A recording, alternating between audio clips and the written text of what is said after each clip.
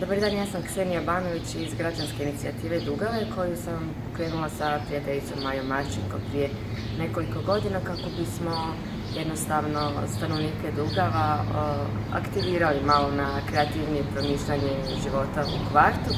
Jedna od naših aktivnosti je projekt književne senzibilizacije koju provodimo u knjižnici Dugave.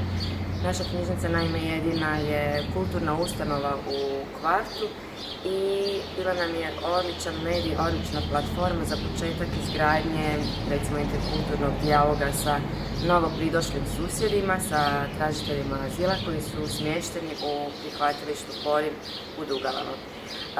Kada su azilanti došli u Dugave 2015. godine, kvart je bio posve nepripremljen na to, ljudi su bili s pravom ljuti, rezignirani i onda smo htjeli pokrenuti naprosto dijalog kroz koji bismo se međusobno upoznali, mi njih i oni nas. Tako da smo u knjižnici započeli ciklus tribina pod nazivom književne senzibilizacije u kojima smo predstavljali kulturu zemalja iz kojih dolaze tražitelji azila i njihove osobne priče koje su zapravo najbolje za senzibilizaciju. Naravno i kroz književnost, kroz književne publicistička djela koja beskompromisno zapravo i bez ikakvih eufemizama objašnjavaju razloge zašto su danas odlučili potražiti dom u Hrvatskoj, kako bismo to približili jednostavno stanovnicima Dugava. Knjižnica se za to pokazala odličnom kao treći prostor poslije onog životnog i radnog, jer knjižnica može biti zaista društveno ljepilo.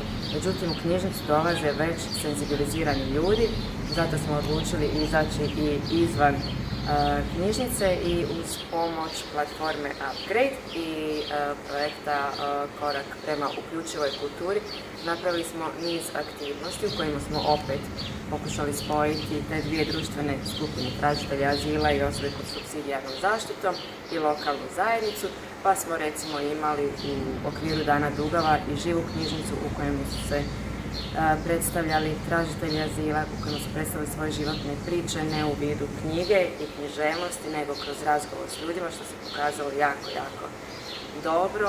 Napravili smo i ovaj mural na kojem piše knjiga je vrt koji nosiš u džepu, razne radionice, afričkog plesa, izrada afričkih maski i uz pomoć platforme Upgrade zapravo smo napravili jako puno aktivnosti u kojima su sami tražitelji azila i osobe pod supsidijarnom zaštitom bili kreatori sadržaja u kojima su oni zapravo poučavali nas iz lokalne zajednice novim znanjima i vještinama.